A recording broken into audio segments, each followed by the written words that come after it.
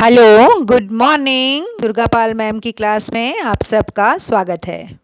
Dear students, आज की video बहुत ही इंटरेस्टिंग होने वाली है क्योंकि जो बच्चे बोर्ड एग्ज़ाम की तैयारी कर रहे हैं या फिर 9th और 10th 11th 12th के बच्चे जो एग्ज़ाम के लिए अपीयर होने वाले हैं, उन्हें पाठ्य पुस्तक के पाठ अच्छे से याद हो जाते हैं। कहानी सुन करके वो उनके प्रश्नों के उत्तर अच्छे से तैयार कर लेते हैं, उन प्रश्नों के उत्तर भी वो अच्छे से दे सकते हैं। लेकिन जो कमी उन्हें लगती है वो सिर्फ ये लगती है जब उन्हें व्याकरण भाग में जाते हैं।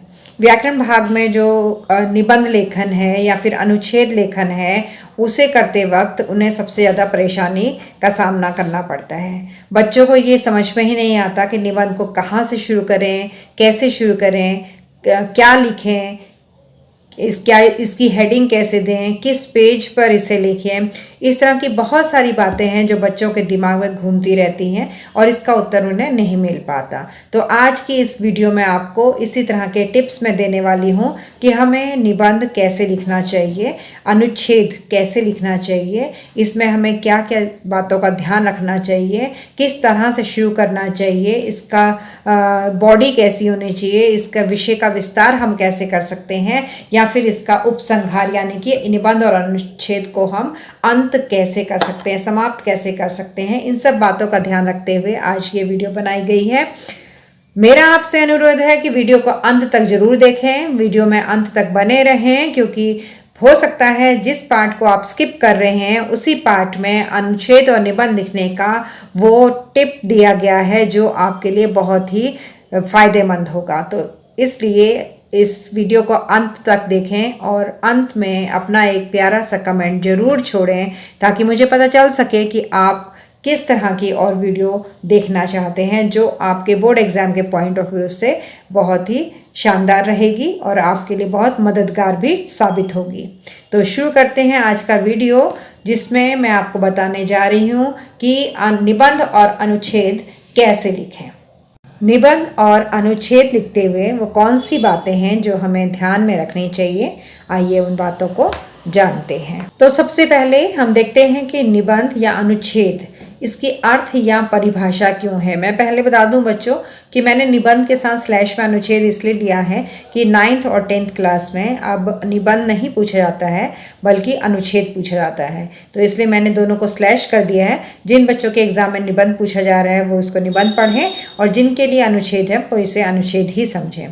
अर्थ और परिभाषा क्या है। निबंध का अर्थ होता है नी और बंध, दो शब्दों के मेल से बना है, जिसका मतलब है बहुत अच्छी तरह से नियमों में बांधना, तो इसे हम ऐसे भी कहते हैं। और अनुच्छेद को हम इंग्लिश में पैराग्राफ कहते हैं।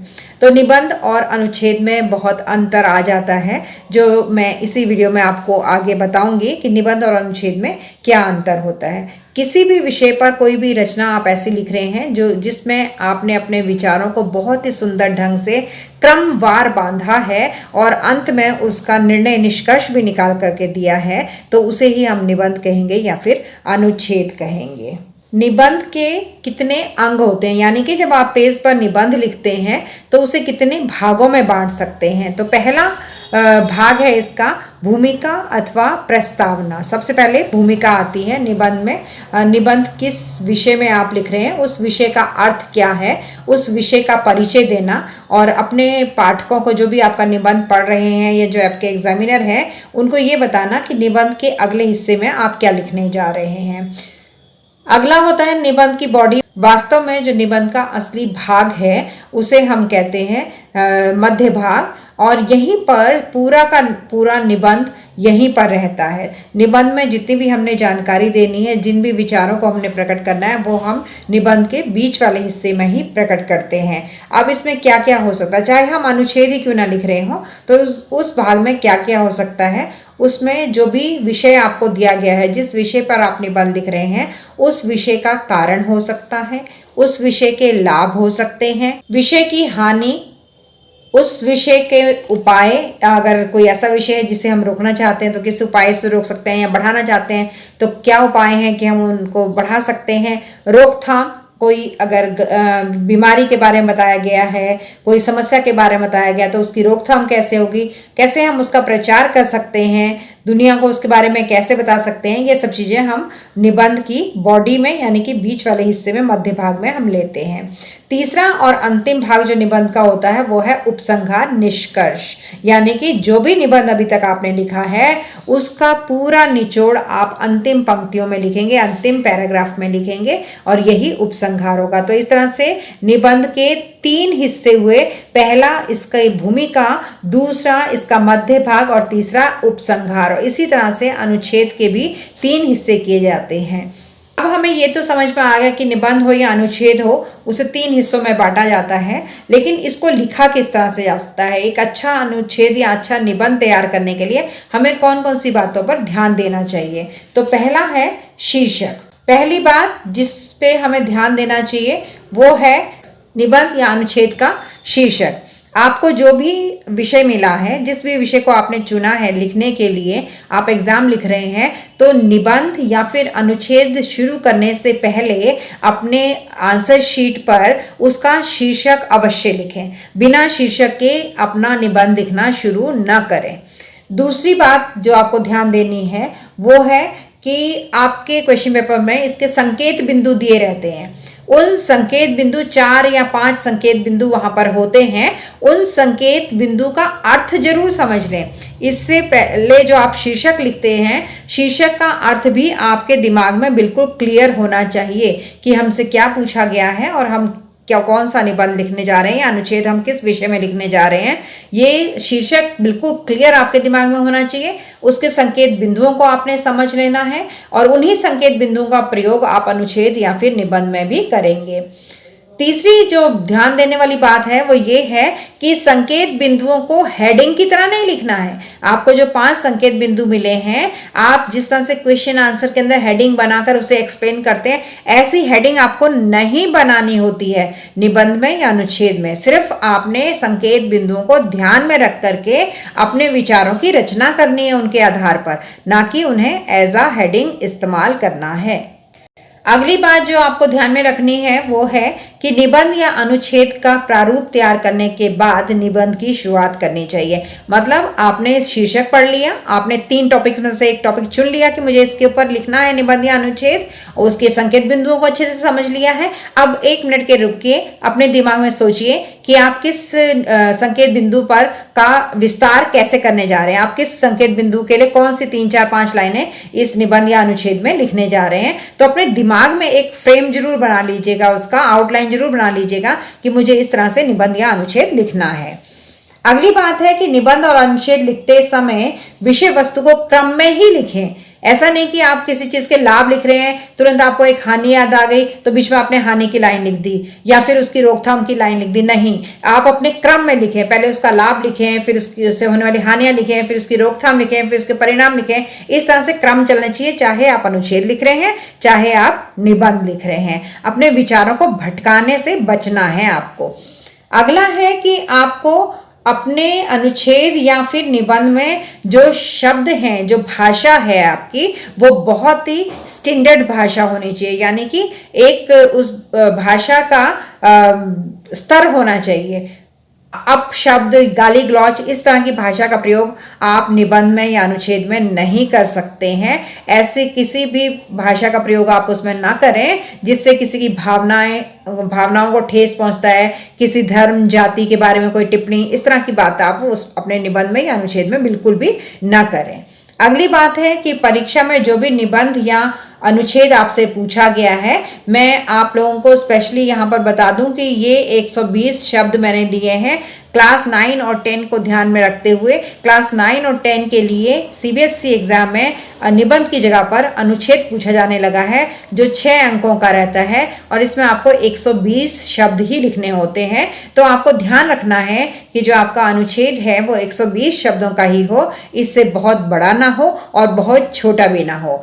और ये भी बता दूं कि आप इस बात की चिंता ना करें कि 121 शब्द हो गए या 125 शब्द हो गए या 130 शब्द हो गए या फिर 115 शब्द पर ही आपका अनुच्छेद या निबंध खत्म हो गया। इस बात की चिंता करने की जरूरत नहीं है। ये जो 120 शब्द होते हैं ये 115 से लेके 135 तक हो सकते हैं, लेकिन बहुत ज़्यादा छोटा और बहुत ज़्यादा बड़ा नहीं होना चाहिए। अगली बात जो आपको ध्यान में रखनी है वो है कि आप आवश्यकता के अनुसार अपने निबंध और अनुच्छेद में मुहावरे, लोकोक्तियाँ, कुछ बड़े लोगों ने, महापुरुषों ने जो बातें कही होती हैं, कुछ आपको जो भी याद आ रही हैं और उससे रिलेटेड भी हैं, संबंधित भी हैं, वो सूक्तियाँ, मुहावरे, लोकोक्तियाँ, ये आप जरूर उसका प्रयोग करें क्योंकि इससे आपको अच्छे नंबर मिलते हैं। अगली बात है कि अनुच्छेद या निबंध जो भी आप लिख रहे हैं उसका जो अंतिम चरण होगा, जब आप उसको खत्म कर रहे हैं, समाप्त कर रहे हैं, तो आपने जो कुछ भी ऊपर लिखा है 2 पंक्तियों में उसका सार जरूर लिख दें कि आप क्या कहना चाह रहे हैं, वो शॉर्ट करके, शॉर्ट फॉर्म उसकी नीचे जरूर लिख दें। ये उसका उपसंहार होता है, निष्कर्ष या फिर समीक्षा कहते हैं इसे, और ये लिखना जरूरी होता है, आप इसे लिखें। तो इस तरह से इन सब बातों का ध्यान रखते हुए ही आपको निबंध लिखना चाहिए। क्लास 9 और 10 के लिए निबंध नहीं पूछा जाएगा, अनुच्छेद पूछा जाएगा, जो मैं पहले भी बता चुकी हूँ। और ये अनुच्छेद आपको 120 शब्दों का लिखना होगा और ये 6 अंक का होगा।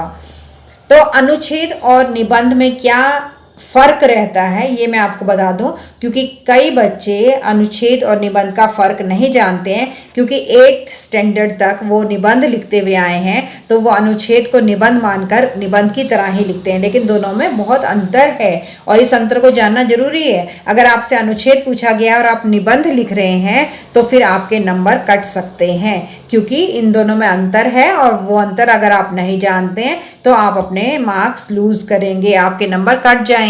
पहला अंतर, निबंध को उचित प्रकार अनुच्छेदों में बांट कर लिखना चाहिए। यानी अगर आप निबंध लिख रहे हैं तो आपको अपने निबंध में पैराग्राफ्स बनाने हैं।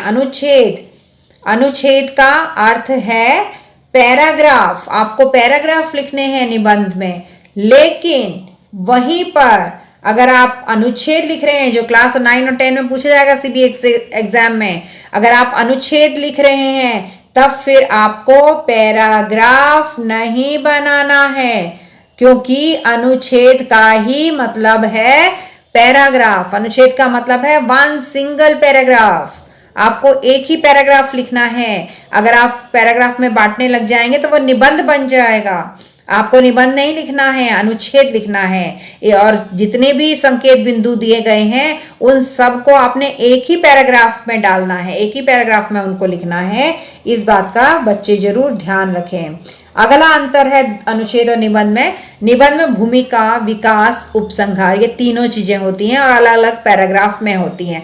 लेकिन अनुच्छेद क्योंकि बहुत छोटी रचना होती है, एक पैराग्राफ हमें लिखना पड़ता है, जबकि निबंध में हम 5-6 पैराग्राफ लिख सकते हैं और ऐसी कोई लिमिट नहीं है कि निबंध कितने पैराग्राफ का हो। लेकिन अनुच्छेद में लिमिट है, एक ही पैराग्राफ होता है, अनुच्छेद का मतलब ही पैराग्राफ है। तो आपको क्या करना है कि ऐसे ही आप अनुच्छेद को शुरू करें, शुरू से लेकर के अनुच्छेद खत्म करने तक ही आप अपने विचारों को लिखते चले जाएं। इसमें आपको किसी भी प्रकार की भूमिका बांधने की जरूरत नहीं है, जिससे, क्योंकि अगर आप भूमिका बांधने लगेंगे तो आपका अनुच्छेद बहुत बड़ा हो जाएगा। तो आप भूमिका ना बांधें, बल्कि बहाव में आके, प्रवाह में आकर के उसे लिखते चले जाएं। अगला अंतर है निबंध में और अनुच्छेद में कि निबंध में मूल विचार का विस्तार उसके सभी आयामों के साथ होता है। यानी कि निबंध में जो एक विचार दिया रहता है, जो भी आप विचार लिख रहे हैं उस विचार का आपको विस्तार करना है सभी आयामों के साथ, मतलब उसके सारे एस्पेक्ट्स आपको देखने हैं कि क्या क्या हो सकता है। आपसे जो भी विषय पूछा है, इस विषय के लाभ क्या हो सकते हैं, हानि क्या हो सकते हैं, परिणाम क्या हो सकते हैं, कारण क्या हो सकते हैं, सरकार इस विषय में क्या कर रही है, इस तरह से आपको उसके सारे आयाम लिखने हैं। लेकिन जो अनुच्छेद है, अनुच्छेद पर एक ही विचार बिंदु का प्रतिपादन होता है। यानी कि अनुच्छेद लिखते हुए आप सिर्फ एक विचार रखेंगे अपने दिमाग में और उसी को एक पैराग्राफ में लिख देंगे। उसके कारण क्या हैं, उसकी रोकथाम क्या है, ये सब कुछ एक अनुच्छेद के अंदर नहीं पूछा जाएगा आपसे। जो भी आपको संकेत बिंदु दिए रहेंगे वो भी इसी तरह के होंगे कि आप उसमें सिलसिलेवार एक पैराग्राफ लिख पाएंगे। अगला अंतर है निबंध में विषय के सभी पहलुओं को प्रस्तुत किया जाता है, जबकि अनुच्छेद में लेखक मूल विषय के साथ ही जुड़ा रहता है और संक्षेप में अपनी बात कहता है। अब निबंध में आप जो भी विषय दिया गया है, जो भी टॉपिक आपको दिया गया है, उसके सारे पहलुओं को आप लेंगे और अनुच्छेद में आप क्या करेंगे, सिर्फ विषय पर ही अपनी बात कहेंगे। अगर आपसे अच्छी संगति के बारे में आपको पूछा जा रहा है तो आप सिर्फ अच्छी संगति के बारे में ही लिखेंगे। और जबकि अगर आप निबंध लिख रहे हैं तो आप अच्छी संगति के साथ बुरी संगति भी लिख सकते हैं, जबकि अनुच्छेद में आप सिर्फ अच्छी संगति पर ही अपने विचार देंगे। अगली चीज जो आपको अनुच्छेद लिखते हुए ध्यान रखनी है वो है कि अनुच्छेद को बिना अनुच्छेदों, मैं पहले बता चुकी हूँ कि जब आप अनुच्छेद लिखेंगे क्लास 9 और 10 के बच्चे जब आप अनुच्छेद लिखेंगे तो उनको बिना पैराग्राफ में बांटे हुए ही लिखना है आपको, क्योंकि अनुच्छेद अपने आप में ही एक पैराग्राफ होता है, इसमें पैराग्राफ नहीं बनाए जाते हैं। दूसरी बात आपको ये ध्यान में रखनी है कि आपकी वर्तनी यानी स्पेलिंग्स तो सही होने ही चाहिए, क्योंकि अगर स्पेलिंग सही नहीं है तो नज़र पड़ जाएगी और आपके नंबर कट जाएंगे। उसके साथ साथ आपको विराम चिन्हों का भी ध्यान रखता है, पंक्चुएशंस, कहाँ आप रुक रहे हैं, कोमा लगाना है, फुल स्टॉप लगाना है, इन्वर्टेड कोमास लगाने हैं, उद्धरण चिन्ह है, योजक चिन्ह है, विराम चिन्ह है, इनका आपको ध्यान रखना है। आपको क्लिष्ट शब्दों का यानी कि बहुत कठोर शब्दों का प्रयोग नहीं करना है। अपनी सरल भाषा में, जो आपकी व्यवहार की भाषा, जो आपकी बोलचाल की भाषा है, उस भाषा में आप बात करें, उसी भाषा में आप अनुच्छेद लिखें। इस बात का ध्यान जरूर रखना चाहिए कि जो संकेत बिंदु आपको परीक्षा में दिए गए हैं उन संकेत बिंदुओं से आपको बाहर नहीं जाना है, उन्हीं संकेत बिंदुओं पर आधारित आपके विचार होने चाहिए और उन्हीं को आपने अनुच्छेद में लिखना है। अगला है, अनुच्छेद में प्रयोग किए जा रहे शब्दों में सजीवता, सहजता का गुण होना चाहिए। मतलब जो भी शब्द आपने प्रयोग किए हैं वो सहज शब्द होने चाहिए। बहुत भारी भरकम शब्दों का प्रयोग मत कीजिए आप, क्योंकि आप 9, 10, 11, 12 के बच्चे हैं, तो आप जिस स्तर के हैं उसी स्तर का आपका शब्द भी होना चाहिए। समय व शब्द सीमा का ध्यान रखना बहुत जरूरी है। आपको पता होना चाहिए कि आपको किस प्रश्न के उत्तर में कितना समय मिलेगा, और इस विषय पर मैं ऑलरेडी एक वीडियो बना चुकी हूँ जो आपको मेरे इसी चैनल पर मिल जाएगी, हिंदी परीक्षा का डर तो नहीं करके। तो उसमें ये बातें हैं कि किस प्रश्न पर कितना समय लगना चाहिए, आप सर्च कीजिएगा, आपको मिल जाएगा वहाँ पर कि किस प्रश्न के लिए आपको कितना समय लगाना है। उससे अधिक समय अगर आप लगाते हैं तो फिर आपको नुकसान हो सकता है। और शब्द सीमा का आप ध्यान रखें, जो 120 शब्द हैं अनुच्छेद लिखने के लिए, आप 120 से 115 और 135 कर सकते हैं, लेकिन इससे ज़्यादा कम और इससे ज़्यादा बड़ा भी आप ना लिखें। अगली बात जो आपको अनुच्छेद लिखते हुए ध्यान देनी है वो ये है कि अनुच्छेद लेखन में लंबी लंबी कहानियां एवं विवरण से बचना चाहिए। आपके जो वाक्य हैं वो भी बहुत लंबे नहीं होने चाहिए, छोटे छोटे वाक्य ही आपको इस अनुच्छेद में लिखने होते हैं। अगली बात जो आप ध्यान रखेंगे अनुच्छेद में वो है उचित स्थानों पर संदर्भों एवं कथनों का प्रयोग करना चाहिए। यानी आप जब अनुच्छेद लिख रहे हैं, आपको कोई सूक्ति याद आ गई, सांच बराबर तप नहीं, झूठ बराबर पाप, काल करे सो आज कर, आज करे सो अब पल में परले होएगी, बहुरी करेगा कब। इस तरह की कुछ पंक्तियां हैं जो आप अपनी क्लास में पढ़ते हैं, संस्कृत सब्जेक्ट में पढ़ते हैं या हिंदी में पढ़ते हैं। किसी कविता की कोई पंक्ति आपको याद आ रही है और वो इसके साथ रिलेटेड है, इस संदर्भ में ही है, तो आप उन पंक्तियों को यहाँ पर लिख सकते हैं। हाँ, अप्रासंगिक संदर्भों के प्रयोग से बचें। ऐसा नहीं कि आप समय के बारे में लिख रहे हैं और वहां पे जो सूक्ति लिख करके आए हैं, जो कथन लिख के आए हैं, वो धन के विषय में है, तो ये गड़बड़ हो जाएगी। तो ध्यान रखें कि अगर उसी विषय में आपको कोई कथन याद आ रहा है तो उसे आप लिख सकते हैं, चाहे वो किसी महान नेता की कही हुई बात है, कोई नारा है, या सबसे बढ़िया बात मैं आपको यहाँ पे एक हिंट देना चाहूँगी कि बच्चे हिंदी फिल्में बहुत देखते हैं। हिंदी फिल्मों में कई बार ऐसे कोई सेंटेंस रहते हैं, कोई ऐसे वाक्य रहते हैं, कई ऐसे कथन रहते हैं कि जो हमें बहुत लंबे समय तक याद रहते हैं। तो अगर वहाँ से भी आप कुछ ले सकते हैं जो आपके विषय के साथ मैच कर रहा है, तब आप उसको यहाँ पर लिख सकते हैं। जैसे मुझे पता नहीं किस फिल्म का एक डायलॉग है और बहुत चर्चित डायलॉग है। अक्सर मैं जब एग्जाम की कॉपी चेक करने के लिए जाती हूँ तो मैं देखती हूँ बच्चों ने लिखा भी होता है कि यदि आप मन की गहराइयों से किसी चीज़ को पाना चाहें तो पूरी कायनात आपको उससे मिलाने में लग जाती है। बहुत सुंदर पंक्तियां हैं ये, और अक्सर बच्चे इसका प्रयोग भी करते हैं। तो आप भी इस तरह की कुछ पंक्तियां जो सुनने में अच्छी लगती हैं, बोलने में अच्छी लगती हैं, पढ़ने में अच्छी लगती हैं, उनका प्रयोग आप अपने अनुच्छेद में कर सकते हैं और उसे उद्धरण चिन्हों के साथ यानी इन्वर्टेड कोमास के अंदर लिख करके आए, हाईलाइट करके आए, जो कि एग्जामिनर को साफ दिखाई दें और आपको अच्छे नंबर मिल सकें। ये हमारी भाषा और भाव को बहुत प्रभावी बना देते हैं और एग्जामिनर के ऊपर अच्छा इंप्रेशन पड़ता है आपका और अच्छे मार्क्स आपको मिल सकते हैं। तो जो भी अनुच्छेद के अंदर इस तरह की सूक्तियों का या फिर श्लोकों का प्रयोग करेंगे वो मान के चलें कि उन्हें कम से कम अनुच्छेद में पूरे नंबर मिल सकते हैं। आप लोगों की सुविधा के लिए मैंने यहाँ कुछ सूक्तियां दी हैं आपको, जैसे है परहित सरिस धर्म नहीं, आवश्यकता आविष्कार की जननी है, पर उपदेश कुशल बहु तेरे, मन के हारे हारे मन के जीते जीत, साहित्य समाज का दर्पण है, वही मनुष्य जो मनुष्य के लिए मरे, प्राधीन सपने हु सुख नाही, विद्या धन सर्वधनम प्रधानम, वह हृदय नहीं पत्थर है जिसमें स्वदेश का प्यार नहीं, सांच बराबर तप नहीं झूठ बराबर पाप, जहां सुमति तह संपत्ति नाना। महापुरुषों के वचन, जैसे अब्दुल कलाम जी ने कहा था, अपने मिशन में कामयाब होने के लिए आपको अपने लक्ष्य के प्रति एक चित्त निष्ठावान होना पड़ेगा। विवेकानंद जी की बात है ये, उठो जागो और लक्ष्य प्राप्ति तक मत रुको। जवाहरलाल नेहरू, अपने को संकट में डालकर कार्य करने वालों की विजय होती है। भगवान महावीर, जिस प्रकार बिना जल के धान नहीं उगता उसी प्रकार बिना विनय के प्राप्त की गई विद्या फलदायी नहीं होती है। रविंद्रनाथ टैगोर कहते हैं, विश्वास वह पक्षी है जो प्रभात के पूर्व अंधकार में ही प्रकाश अनुभव करता है और गाने लगता है। स्वतंत्र वही हो सकता है जो अपना काम अपने आप कर लेता है। विनोबा भावे जी ने कहा है। गांधी जी कहते हैं, जब तक हम एकता के सूत्र में बंधे हैं तब तक मजबूत हैं और जब तक खंडित हैं तब तक कमजोर हैं। दुनिया में तकलीफों की कमी नहीं, लेकिन इनसे पार पाने के रास्ते भी कम नहीं है। हेलन केलर, जो आपकी क्लास 6 की किताब में है। इकबाल जी कहते हैं कि खुदी को कर बुलंद इतना कि हर तकदीर से पहले खुदा बंदे से पूछे, बता तेरी रजा क्या है। बहुत ही सुंदर पंक्तियां हैं और शेर है इकबाल जी का, बहुत अच्छा है। तो इस तरह की कुछ पंक्तियों को आप अपनी डायरी में नोट कर लें, जो समय आने पर आपके काम आएंगी और आप अच्छे से अनुच्छेद को लिख पाएंगे।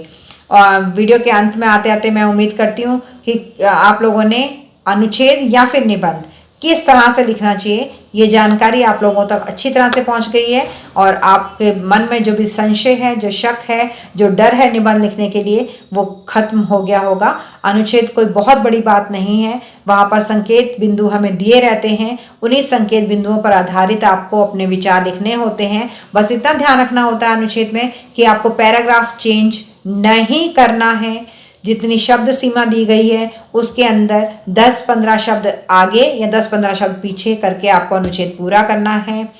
आपको उसमें कोई ना कोई सूक्ति, कोई श्लोक, कोई महापुरुषों के कथन अगर आप इंक्लूड कर सकते हैं तो जरूर करिए। शीर्षक जरूर लिखिए। संकेत बिंदुओं को ऊपर 1 2 3 4 करके संकेत बिंदु लिख दीजिए, लेकिन अनुच्छेद लिखते वक्त अंदर आप उन संकेत बिंदुओं को एज हेडिंग्स इस्तेमाल नहीं करिए। तो ये कुछ टिप्स थे आपके लिए। उम्मीद करती हूँ कि आपका डर खत्म हुआ होगा। यदि आपको इस वीडियो कुछ अच्छा लगा हो, कुछ जानकारी आपको बेहतरीन मिली हो और जो भी संशय आपके दिमाग में थे वो क्लियर हो गए हों, तो प्लीज़ अपना एक प्यारा सा कमेंट जरूर छोड़ें और बने रहें दुर्गा पाल मैम की क्लास में। Thank you. Please like, share and subscribe my channel and don't forget to drop a lovely comment. Thank you.